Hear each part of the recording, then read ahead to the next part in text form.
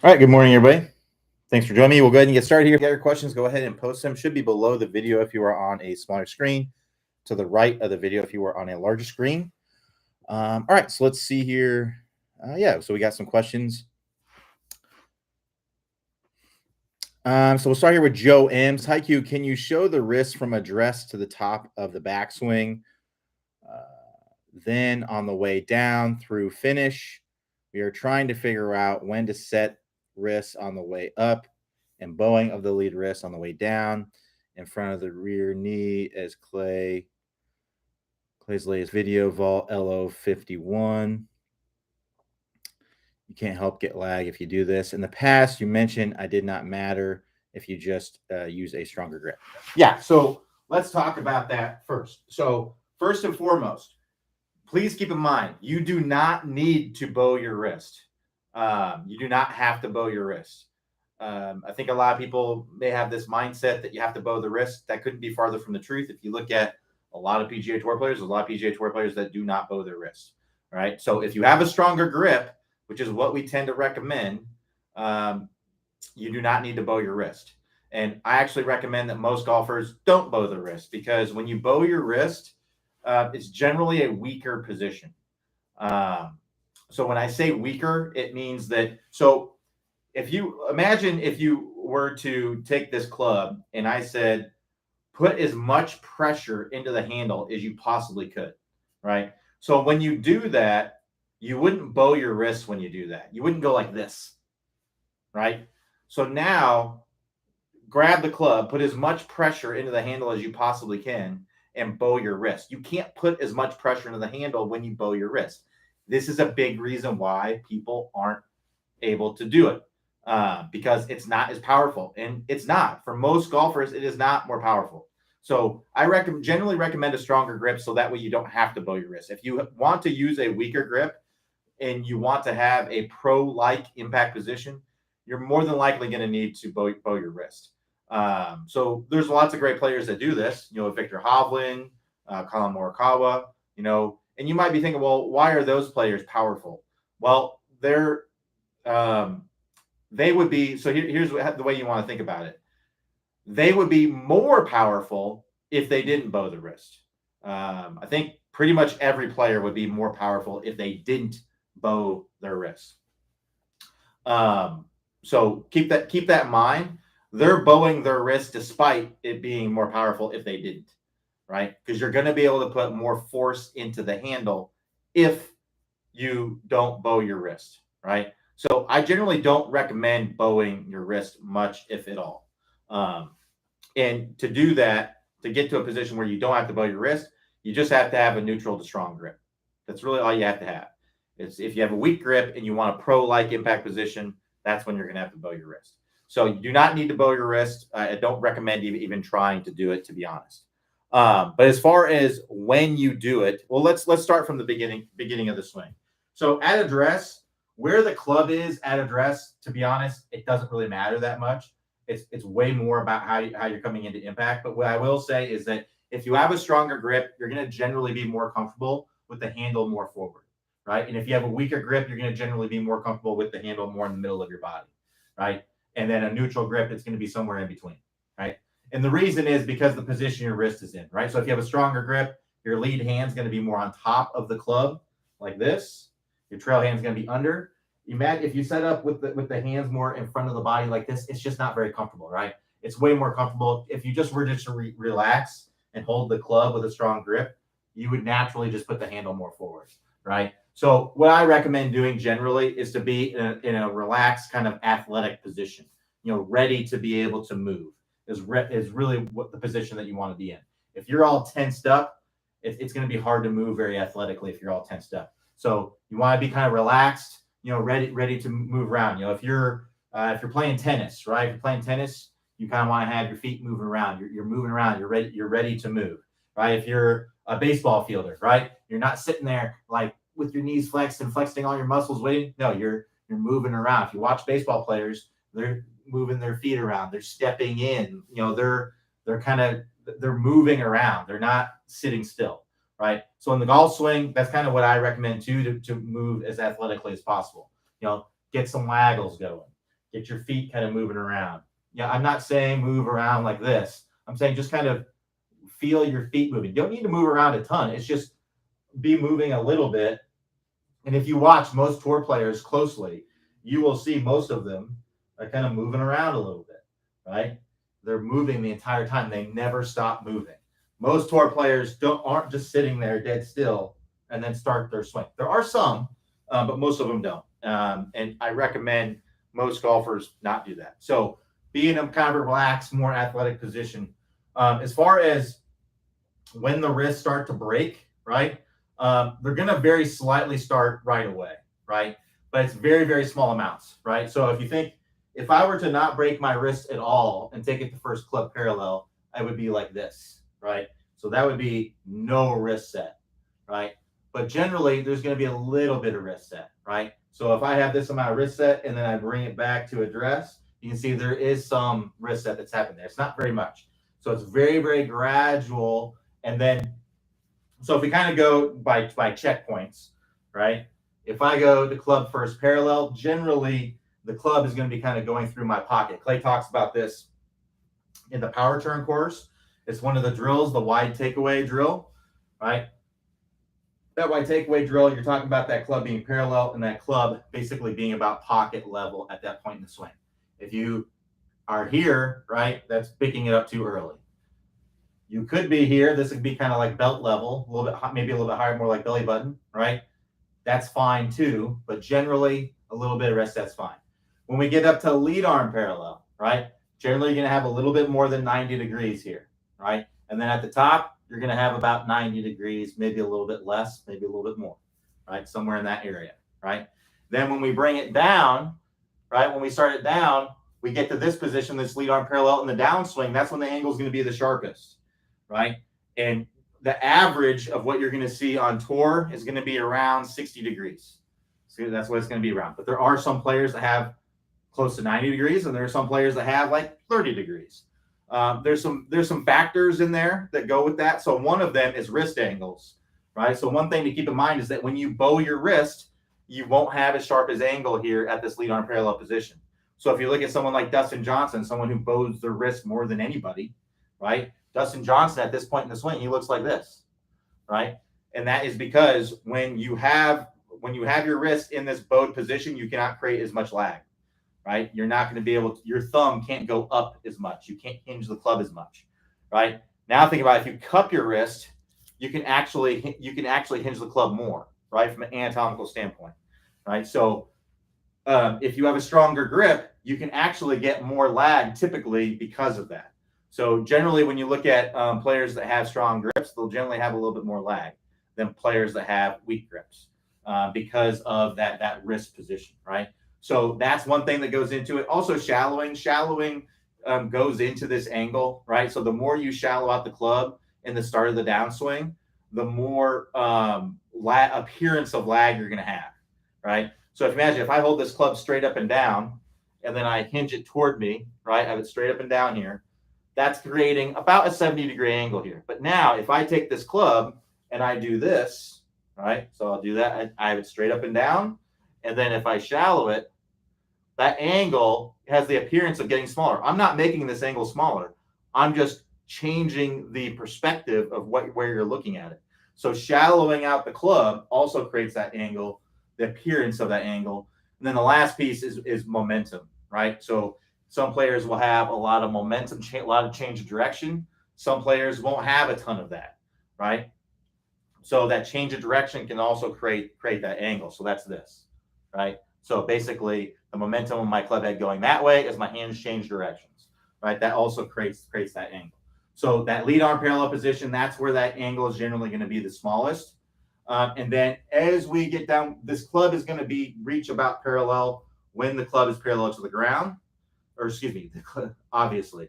The club is going to reach parallel as the hands reach in front of that trail leg, typically, right? It's going to be somewhere in this area, right? And then at impact, the hands are typically going to be in front of that lead leg, right? When you're looking from that face-on position.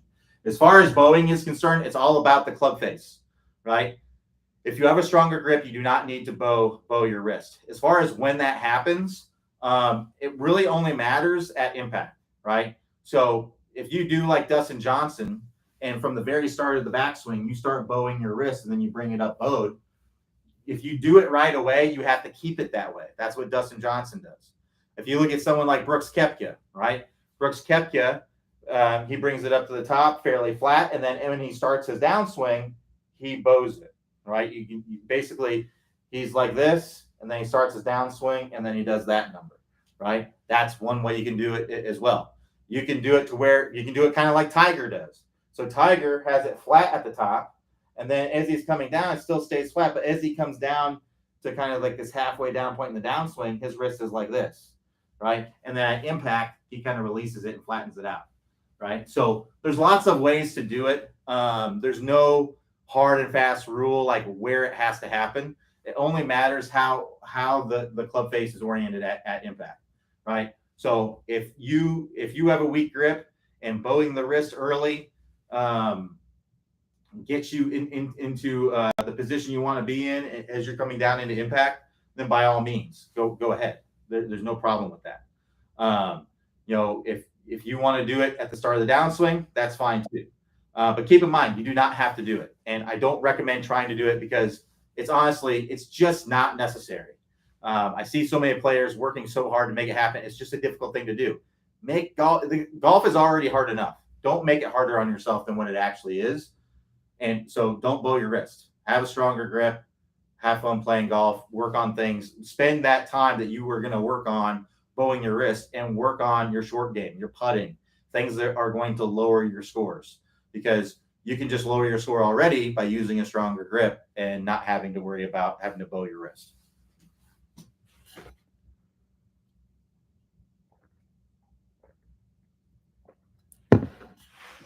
So Joe M says, hi Q, in a follow-up wrist question, if you can demonstrate the wrist position in slow motion, that would be great. Thank you, and please keep up the great work. So as I mentioned, there's no one wrist position, right? I can show you the slow motion of what I do in my swing, but that may not correlate to what you should do in your swing, right? And it may not correlate to what your buddy should do in their swing, right? So I have a neutral to strong grip somewhere in that area, right? So I'm going to have generally pretty flat wrist angles throughout my swing. So if I show you it from this angle, it's going to look like this. There's the top of my swing. And when I bring it down, there's impact, right? And then full finish. If you look from face on, it looks like this. Right? So that's what it looks like. If you want to see more slow motion video, if you want to see slow motion video of clay swing, you can search slow motion on the website, and you'll find a video. It shows it with every club. Not every club, but a driver, iron, wedge, shows it with all of those. If you want to see that, you can search the search box in the upper right-hand corner. If you're on a mobile device, you can just click the icon in the upper right-hand corner. That'll expand the menu, and then you can search from there. If you go on YouTube, you can search any of your favorite player. There will most likely be a slow motion video of any popular player, right? So you can go nuts and look on there. But here would be my best advice to you. Don't overthink it. You're probably overthinking it too much. Here's what I recommend that you do. Do the wrist angles that you do naturally, right? So that way you don't have to think about it, and then just use the grip that matches those wrist angles, right? The only time that is a problem is if you just cup your wrist way too much, right? Because you can have a strong grip, but you can still cup your wrist way too much and the club face gets too open. So it's much, much, much, much easier. It's not even close. It's so much easier to change your grip than it is to change your swing, your wrist angles in your swing. The reason is that with your grip, you can just set up with it, right? Okay, I'm just going to grip the club differently, and now I'm going to make my swing, right? Whereas if I'm trying to make the wrist angles match the grip, then I have to dynamically do that throughout the swing. My swing is moving. I have to think about that as I'm doing that. It's very difficult to do. I don't recommend it. Make golf easier on yourself. Use the grip that matches the wrist angles that you do naturally. And like I said, if you are in a position where your wrist angles are just so weak. You cup your wrist so much at the top that the club face is so open. In that case, what I'd recommend doing is use some sort of wrist training aid to train that. So there's lots of them out there. There's one, actually I have one on my desk here. This is one that I recommend because it's very cheap and it's very effective. You don't have to spend hundreds of dollars on these wrist training aids. It's this one right here. You can get this on Amazon. Just search golf wrist training aid and this will come up. I've seen them on there like 2 for $10, right? This goes on your club like this. And there's lots of them out there. There's the hanger, which is very effective. I mean, there's pros and cons to getting this one. But let's say you want to train a more flat wrist, right? So what you would do is you would take your grip and then you would set this up to where this little cup on here matches your wrist when it's flat, right? So there's my flat wrist, and then you can see that is matching my forearm. And what a lot of people do with this training aid is they just put it straight down on top of it. So you can see I have the leading edge straight up and down. See how that's angled like that? If I put that like that, then that's actually going to enable me to cup my wrist if I put it on top. So it's most likely going to need to be at a little bit of an angle. But look, if I use this and I go up to the top, that's going to match my wrist, right? And there you go. Now you're getting it into that better position. But there's other ones out there. But this is a cheap one that it's very, very easy to use. Pros and cons to it, but definitely one. This is also really good if you're someone who cups your wrist and over hinges your wrist, right? Because as I mentioned earlier, when you cup your wrist, you can hinge your wrist more. That's why a lot of people do it, because it feels more powerful. If I cup my wrist, I can hinge it more. So that trainer actually helps you to not hinge your wrist so much, and it also helps you get your wrist in a flatter position.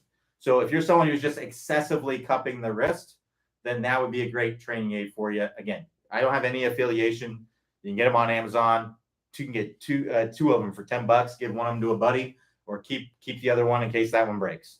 Right? They are kind of cheap plastic, So it could break. I've never broken the one that I've gotten, but it wouldn't surprise me if I used it a lot if it would break. So I mainly just use it for students to kind of show demonstrations and stuff like that as a way to help with the wrist. So that's what I would recommend doing. Make it easier on yourself. Focus on other areas put your time in other areas of your game that are going to help you to score better. Much, much better uses of your time than trying to get your wrist angles to be like Dustin Johnson or something like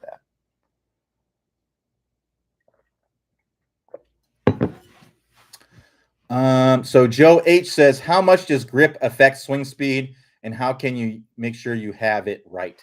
So let's go through the grip in general, and then we'll talk about what your grip is. So generally, with the grip, what we want is your finger comes into your hand, and then there's a crease right here, right? So what you want is the club going below the base of your below the base of your pointer finger, right? So this finger here, below the base of that and above the base of your pinky, right? What that's going to do is that's going to allow the grip to go some through your hand and some through your fingers, right? We don't want it entirely in your fingers, right? Because if it is, we're going to get something that's called like a long thumb. And when you have a long thumb, meaning your thumb is kind of out past your hand, this club is just not going to be very secure, right? And if it's not secure, you're not going to be able to swing it as fast, right? So that's a big part of it. And then if you have it too much in your hand, right? If I have it too much in my hand like this, right? Well, now I can't hinge the club, and now I can't create speed because I can't hinge the club. I can't get that club to lag very much, right? That's one way that I can create speed is by having the club lag. So that's really what it comes down to is how much force can you put into this handle?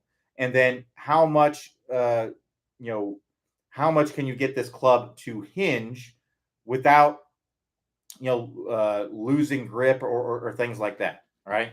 So that's how we want to have it in the hand. Now, whether you have a strong or a weak grip, it doesn't matter. As I mentioned earlier, I recommend a neutral to strong grip because that's going to be the easiest one to do. If you have a weak grip and you want to have a pro-like impact position or a pro-like swing, you're going to have to bow your wrist like a Colin Morikawa, like a Victor Hovland.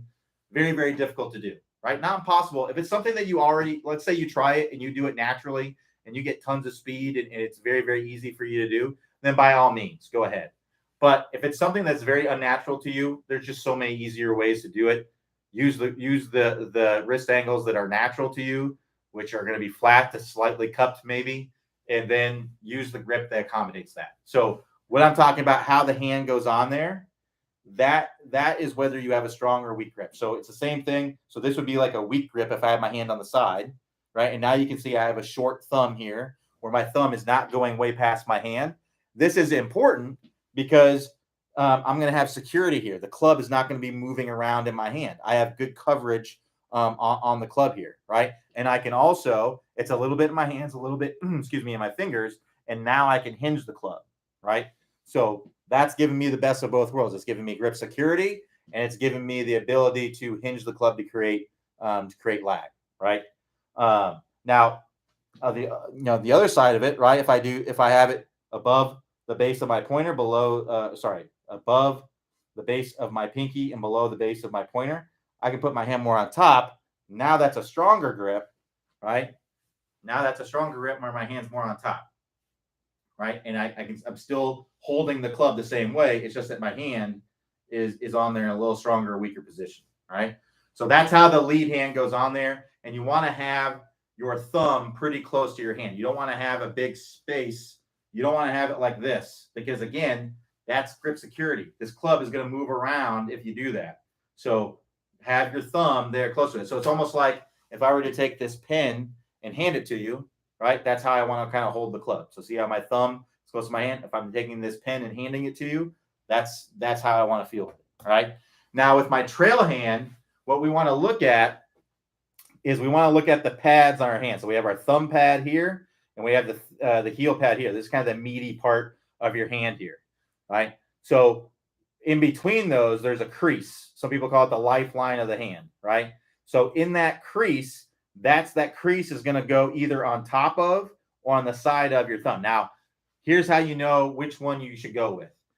If you are someone who struggles to get the club face closed, you tend to leave the club face open, then I would recommend putting it more on the side because it's going to be easier to get the club face closed if it's more on the side, right? So here would be like a neutral grip in my hand. I'm going to take the space between my pads and my hand here. I'm going to put that on the side of my thumb, right? And again, I want to have my thumb pretty close to my hand. I don't want to have a big gap there because, again, that's going to make that club move around, right? So that's going to give me some grip security if it's in there, right? So that's one way you can do it. Now, if you're someone who gets the club face too closed, then you may want to take your trail hand and put it more on top, and that lifeline is going to be on top of your thumb, right? So instead of on the side, it's going to be more on the top. That's going to help to not get the club face too close. And again, I don't want to have my thumb way far apart. I want to have it close together. Now, as far as like the grip style that you use, whether it's interlock, overlap, or 10 finger, it's really personal preference. I like interlock because to me, it's the most natural and comfortable feeling, right? It makes me feel like my hands can really work together really, really well, right? You may prefer, this may feel more comfortable to you to have the overlap. That's totally fine too. The 10 finger is fine as well. You just want to make sure that your hands are close together. If the hands are moving apart, that's gonna make it more difficult to create. If you're holding it kind of like a hockey grip, that's not what we want. We want to make sure our hands are close together. Now, a 10 finger grip can also help you if you're someone who isn't very strong, right? So we're talking like maybe juniors. Some women may not have the strongest hands, right? If you have arthritis in your hands, if there's some reason you can't hold on to the club very tightly, right? Then you may want to use a 10 finger grip because it's going to allow you to put more force into the handle, right? So, but if you're strong enough, then I definitely recommend more of a interlock or overlap grip because it's going to allow your hands to work together better, right? So those would kind of be the grip. And again, it relates to club head speed because if we have our hands farther apart, we're not going to be able to swing this fast enough, right? Because our hands are going to be, our trail hands going to be too far down the handle, which is going to slow the club down. We want our hands as far away from the club head as possible, right? So that's a big reason why we want to have interlock or overlap. Helps our hands be close together and work together, but it also gets your hands farther away from the handle. And if you're strong enough to do that, to handle the forces that are going on, then I definitely recommend that. I think overwhelming majority are going to be in that boat. But if you're someone who's has maybe some reason you can't put a lot of force in the handle, 10-finger may be the best thing for you. But if you follow those, if you follow those guidelines, you'll be better with the grip.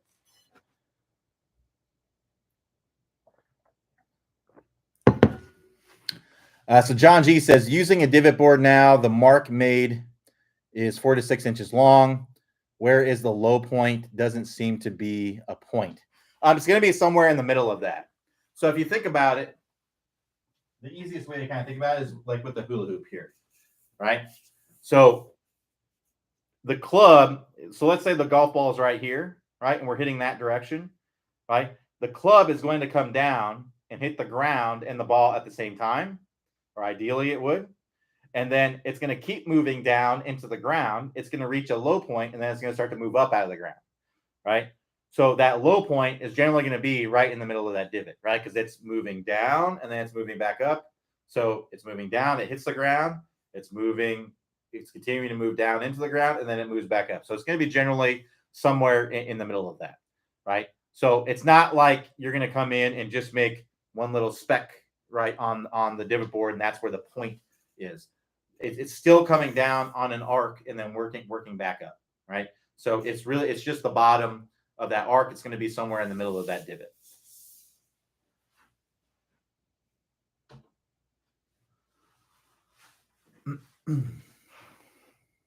So Richard P says, I held my left arm really straight yesterday, something I rarely do, and the ball went about 50 yards farther, and I did not have to worry about squaring the club face with my turn the doorknob thought. Is this normal result beneficial? I wouldn't necessarily say it's normal, but just video your swing from before and look at it after, and then you can kind of get an idea of, okay, it's different, right? Because generally, if you're gaining 50 yards, it might be a combination of you're hitting it more solid, right? And maybe you're getting a little bit more speed, right? Because if your arms are really bent as you're coming through contact, the lever arm is going to be shorter, right? So if you're kind of bending your arms, so if I had to guess, here's more than likely what's going on. Because typically when I see people really break down their arms, they're not turning very much, right? So a lot of times when I see people break down their arms, they're like this, right? So when you're like this, you're not turning very much, and then you're going to be kind of all arms in the downswing, right? So it's not surprising, but if I had to guess, you probably just weren't turning very much before. Because so now imagine, okay, I'm bend my arms, I only bend this much, right? And I only turn this much. Well, now if I don't bend my arms and I turn that same amount, this is all the farther my backswing is. So more than likely, to try to create more, to try to get the club to go back farther, keeping the lead arm straight, you're probably turning more, and that's going to help you to hit the ball harder, right? So it's probably a combination of more club head speed that you're getting from turning better, probably hitting the ball more solidly as well, because a lot of times when you break down your arms and you got to throw your hands at it, you don't have very good contact. And also maybe you might be getting a little bit more shaftling. A lot of times if you're all arms and you come through contact, you're going to tend to release the club early and add a lot of loft, right? Whereas if you're keeping your lead arm straight, straighter, and then you're turning through, you may be getting your hands more in front and compressing it. So all those things can be adding up to give you a little bit more distance.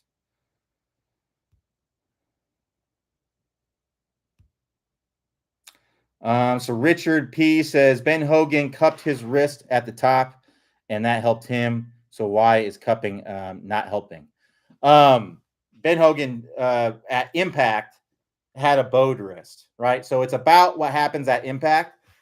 Ben Hogan had his wrist, it was more flat, and then when he came into impact, he bowed it. Ben Hogan had a weak grip, right? He had a weak grip, and then he would go to the top, he would have a flat wrist at the top, and then when he came into impact, he would bow it, right? So that equaled out to a square club face, right? But also keep in mind, Ben Hogan worked on his swing tirelessly. It's all he thought about. It's all he did. He constantly worked on his swing. There's probably almost no one in the history of golf that has worked on their swing more than Ben Hogan has. Probably not.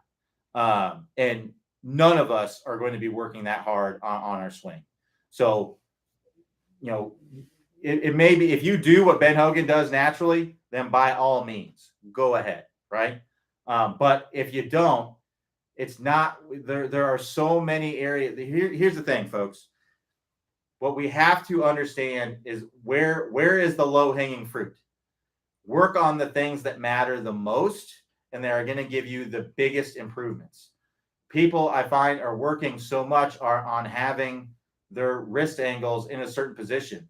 It's really kind of a waste of time in most situations, because you can just use the grip that matches the wrist angles that you do naturally. If you do that, then you'll be in better position. People are spending so much time trying to get shaft lean, trying to get, pro-like shaft lean. And the problem is, a lot of people realize that when they get to that point, when they get to the point when they actually have the shaft lean that they want, they're really not that much better for it. So really, when it comes down to shaft lean, you really just need to have the hands in front a little bit. You don't need to look like Dustin Johnson at impact. In fact, most of you, or most golfers, and because you think about the average golfer, the average male golfer swings roughly around 95 miles an hour, right? If someone who's swinging 95 miles an hour with their driver has the same amount of shaft lean that Dustin Johnson does, they wouldn't hardly get the ball up in the air. Dustin Johnson swings 120 plus miles an hour. He's swinging more than 25 mile an hour faster than the average golfer. And I'm talking about the average golfer, right? There's going to be plenty of golfers that are swinging 80 some miles an hour, right? So, people are chasing this shaft lean thing when, because it's the thing that jumps out the most to them in their swing, and it's the thing that people care about the most for some reason, and there's so many videos on it, so it just keeps feeding the monster when it's not that important. The only thing that shaft lean wise, what's most important there is just that you have the hands in front of the ball a little bit. It doesn't have to be like this. If you're like this, you're fine. It's totally fine. You don't need to be like Dustin Johnson. It's fine. Spend your time working on something else that's actually going to help you to play better. Because a lot of times people, maybe someone's swinging 90 miles an hour, then they get Dustin Johnson like shaft lean, and they spent like a year working on it, and now they're not any better, and they might even be worse because now they hit the ball way too low and they can't hold a green, right? So, be careful with working on, with what you're working on. Work on things that matter more. All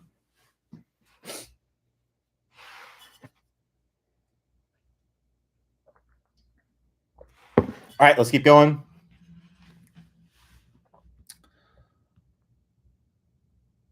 So John G says, 1 out of 20 driver swings, I feel the club naturally slingshot in my downswing. My drive will go 270 instead of the usual 230. I feel like I'm swinging the same. Would love to know why it suddenly released naturally. What are the possible reasons when I feel that I swing the same? Is it just timing? Hard to say without seeing your swing. If I had to guess, it's probably more of like you just got like a big bounce or something like that, because it's not like you're, because when you normally hit 230 and then you get one that goes 270, it's not likely because you suddenly swung the club way differently than you normally do. It's more than likely because you were downwind, you got a big bounce, you hit the cart path, it's a hard fairway, it's more than likely something more like that, and not that you suddenly swung the club differently, because that's not usually how it works. Now it's possible you hit the ball on the toe or on the heel a lot, and you got one to be more in the center of the face, and that's really what happened, right? Because you may be equating what like a really good drive with how it felt, right? And a really good drive is going to feel like when you hit the ball, it's going to feel like a marshmallow. So really, what that means is just that you're hitting the ball in the center of the face. If I had to guess, that's probably more what it is. It's not likely that you are swinging way differently. It's more that you probably don't hit the ball out of the middle of the face most of the time, and then you got one that's in the middle of the face and it goes farther.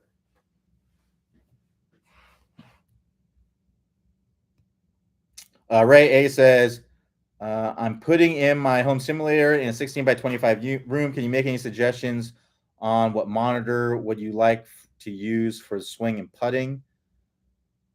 Please recommend the setup you would like to have: a monitor, screen, computer, cameras, room size, etc.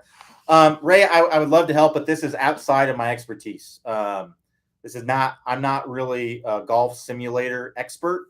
My expertise is more in the golf swing and helping you to play better golf. So I wish I could help you, but I don't really know all of the things. Here's what I can say, or what I generally know. So what were you asking about? So as far as launch monitor is concerned, in my opinion, just based on kind of what I've seen, and a lot of it depends on how much money you want to spend, but to me, what looks like the best deal and the most accurate and all that stuff. And again, I'm not an expert. I have not tested all of these.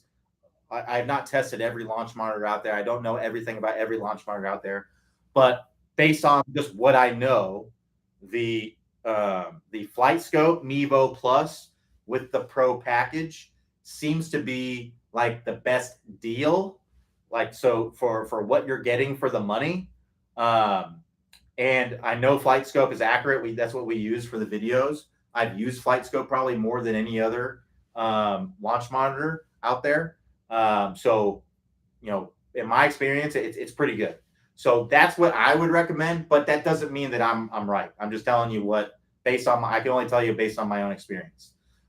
So, to me, kind of looking at what's available, it's hard to get what the Mevo Plus with the Pro package offers for that price from anybody else. Now there is one I haven't used it, but there's one out there that I think is really, really cool that actually takes photos of your impact. I think it's Unicore that does that. I think that's what it's called, Unicore. Now I've only swung on it like at the PGA show. I haven't actually used it, thoroughly and like tested it. Like this is accurate and tested it against any other kind of. There are people out there that do that, so that's who I would kind of seek out for that. But yeah, that's really cool to me. If Flight Scope had that too, I think that's really valuable information to kind of see the strike, and it really helps you to educate you on, okay, when I hit it on the toe, this is kind of what's happening, right, and things like that. So yeah, that's one that I think is cool, but I don't know how accurate it is. I don't know. I just think that feature is really cool and really valuable. As far as, let's see here, what else were you asking about? Yeah, so launch monitor, I would go, like I said, go Flight Scope Mevo with the Plus, with the Pro Plus package. That's like if I was making a home simulator, that's what I would buy. Okay, so that's what I would get, because to me it's the best, for the money and what you get. I think in the accuracy, I think it's the best. And then for screen, I really don't know. I'm sure there's a lot of good ones out there. I've never bought one, so I'm sorry, I don't really know screen wise what would be the best. Computer, it depends on what you want to do, right? So if you want to play simulated golf, you're probably going to need a high-powered computer, like a gaming type computer, which they can get kind of expensive. Again, I'm not a expert in these gaming type PCs. Typically they're like the ones with like the alien heads on them. But I know you need like a fairly powerful computer, like a gaming type PC, to be it with a good graphics card and all that stuff. you're probably not going to be able to just use like a, $300, $400, $500 computer, because it's probably just not going to be powerful enough to be able to, um, it may be able to do like the simulation stuff, but it's probably just not going to be very smooth, uh, and stuff like that. So I recommend, if you're going to do it, you're going to spend the money. I would recommend getting a high power computer so that way it can handle the simulation and stuff like that really easily and not have any issue with it. And be less likely to go obsolete after a certain amount of time. But if you're just using it for like, the driving range, part and just a practice, you don't need a high power computer. Literally, you could just use an iPad, to be honest. So, and you could hook up the iPad to the projector. As far as a projector goes, it really depends on your space. Because if you have you mentioned 16 by 25, so you could probably just get like a normal projector. I recommend getting a high lumen projector, so that way. And again, I'm not an expert on these projectors, but I do know that you have to be careful with the lumens and stuff, because one brand will say there are whatever so many thousands of lumens or whatever, and that's not really the reality. So I would just make sure, talk to some, like I said, there are people that are experts in the simulation stuff. There are websites out there that are, specialize in this stuff. It's not really something that we do, but that would be something I'd be looking into. All right, let's keep going.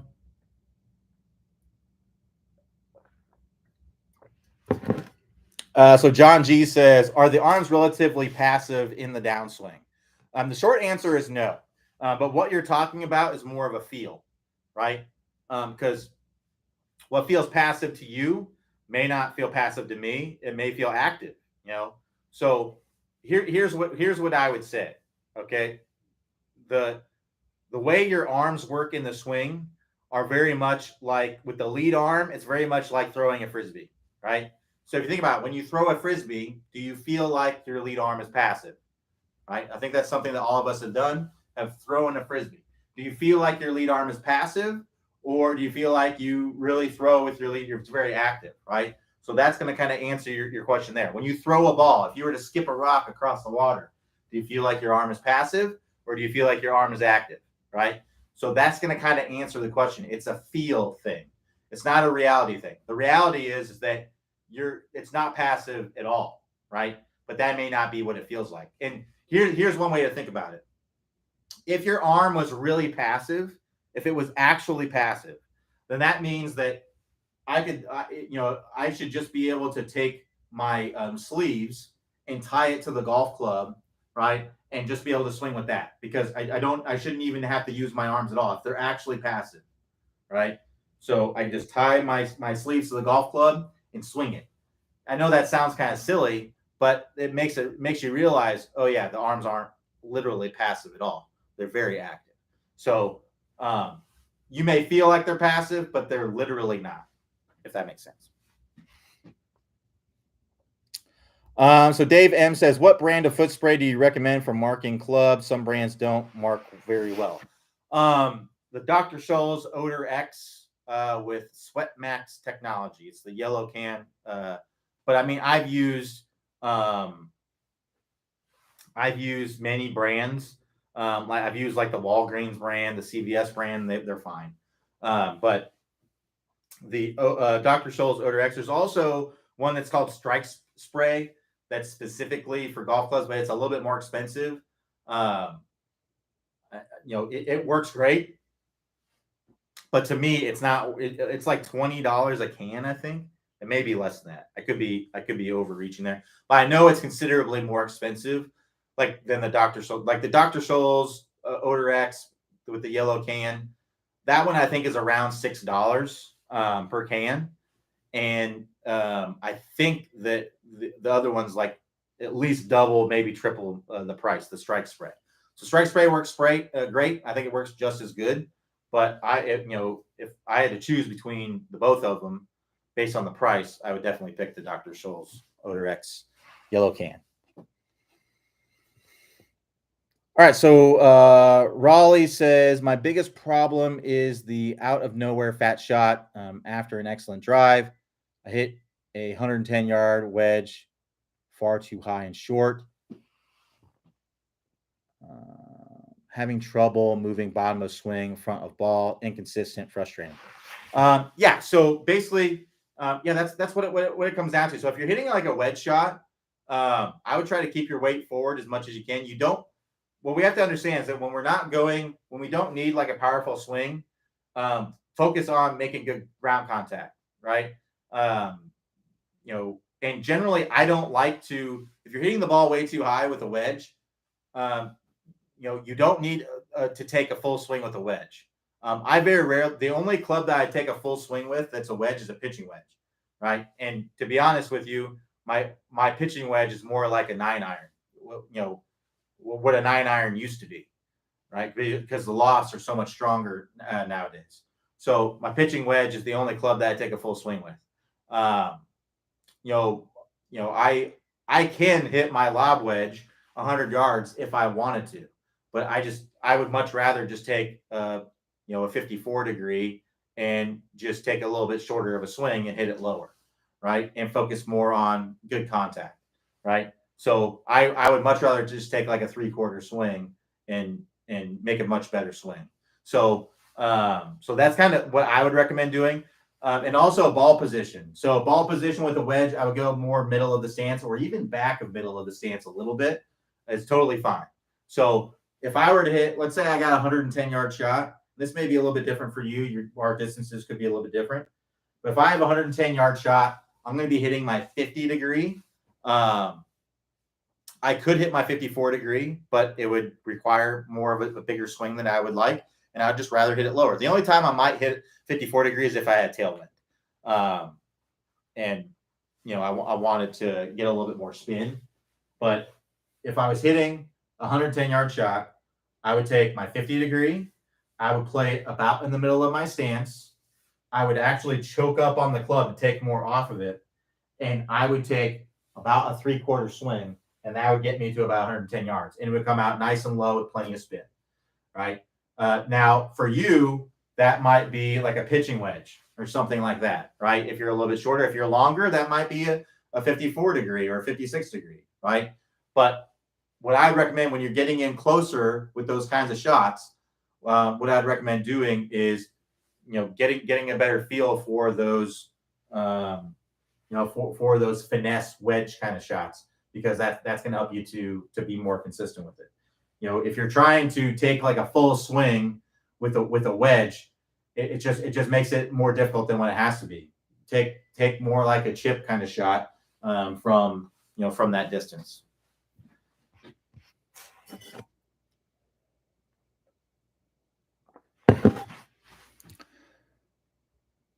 So Bill H says, what role does the right arm play in chipping?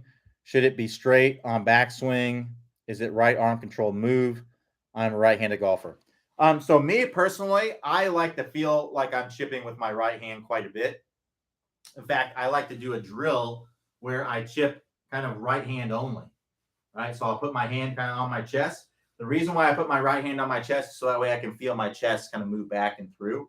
It kind of draws attention to that, right? So what I try to feel like when I'm chipping with my right hand is if I was standing here with this ball and I wanted to toss the ball, right? That's kind of what I want to feel like, is this, right? So I'm bringing it back, I'm bringing it through, bring it back, bring it through, right? It's just like this. That's all I'm trying to do. So I'm not bending my arm a bunch. I'm not cocking my wrist way back. I'm just going to let it, it's going to extend back a little bit, just with a little bit of momentum. And I'm just going to toss it through. That's all I'm trying to do, right? So it's the same kind of motion here, right? That's all I'm doing. So I'm just trying to imagine if I'm just tossing the ball toward the target. I don't need to have a bunch of wrist cock. I don't need to lift my arm way up. I'm just turning. If I was going to toss the ball, I would kind of turn my chest back and swing my arm through. I would turn my body to swing my arm, and I turn my body through to swing my arm. That's going to give you maximum control. If you just go all arms, right, you're swinging kind of against your body. That's not going to be as accurate. If you're all body, right, you're kind of restricting your arms. You're not going to be very accurate. You want to turn your body to swing your arm, just like if you were to toss a ball. Right? If I was going to toss a ball toward the target, I would turn my body, swing my arm. I want to do the same thing with the club. So if you do this kind of drill, when you put your hand on your chest here, and put your right hand on the club only, and just feel the weight of the club head and toss, and feel that kind of tossing movement. Turn your chest back and through, and feel that kind of tossing motion, and you're going to be much, much better with your chipping when you do that. That's what I like to feel. Now, some players may feel more with their left hand, and that's totally fine, right? If you feel more with your left hand, like you do better with that, that's totally fine. If that feels better for you, that's totally fine. But me personally, and what I find most players are going to jive with more, because if you're right-handed, you're right-hand dominant, it's probably going to feel a little bit better to feel kind of that right-hand toss. So I just kind of feel like a tossing motion. So John G says, is the release more like a throwing feeling or a rotation forearm over forearm feeling? It's really both, right? So if I'm throwing, again, if we go back to kind of the skipping the rock feeling, right? If you're skipping a rock, right? You're not just kind of going, if you're skipping a rock, you're not going to keep your forearm from rotating. You're not going to go like this, right? Because that's basically, when you skip a rock, you're going to throw it and your arm is going to roll over as you're coming through, right? It's the same thing in the golf swing, right? My arm is going, I'm going to throw and my arm's going to roll over naturally, right? Clay talks about this in the straight line release course. Richard P says, my biggest problem is hitting the ball to the right with my driver and wedges. When I try to correct with the doorknob move, I hit hooks. So what do you recommend? Sounds like you're overdoing it. What I'd recommend doing is adjust your grip. Stop with the doorknob turning stuff, the bowing of the wrist. It's not necessary. Make it easier on yourself. Just use a little bit of a stronger grip. Work through the 20-minute shallowing fix. Get a little bit of a stronger grip, right? That'll get the face more closed. You're just going to, again, this is part of the reason why I don't recommend bowing the wrist, because it's just so much more difficult to do. Like you're just overcorrecting, right? You have to find that perfect amount of how much the wrist needs to be bowed to get the club face square. It's a difficult thing to train in the swing because you just have to get it just right. Whereas I can just set up with my grip, right? Very, very easy to adjust that. And then I just make the swing that's natural with my wrists to get the club face where it needs to be, right? So that's what I recommend doing. Just strengthen the grip a little bit. And if you hook it, strengthen a little bit less. If you still leave it out to the right, strengthen a little bit more. John G says, is there a straight line release when pitching using a half or three-quarter swing? There's a straight line release with every single shot that you take, right? I shouldn't say every single shot. It's possible you may take a shot where you don't have a release of the club. So for example, let's say you might hit a punch shot where you're kind of driving your hands forward and the club doesn't release. So that might look something like this, right? The club doesn't really release, right? I'm just kind of driving the handle forward and turning through. So basically a straight line release is any time the club points back up at you, right? Where the club, the way that we define kind of the release of the club is where the club's splitting the forearms, right? So I'm coming in and it's outside my forearm, and now you can see it's released, it's splitting my forearms, right? So if I hit a chip, right, if you drive in a chip really, really low and you want to drive your hands forward, you may not have a release. You may hit one that kind of, it's like that. So the club doesn't really get to split my forearms. But with most chips, right, there's going to be a release. So now you can see here, it's already released. So if I do that in slow motion, if I do kind of a chip motion in slow motion, right, it would look like this, right? You can see how it's released right here. So I am still releasing the club. So anytime the club basically passes in front of your hands, that would be a release. If you're driving in something low, you may not, and you're swinging slow enough to not release it, then you may not necessarily have a release. So like I said, some low kind of chip shot, you may not release it. So you can see there, it's not splitting my forearms. But with pretty much every other shot, you're going to release it.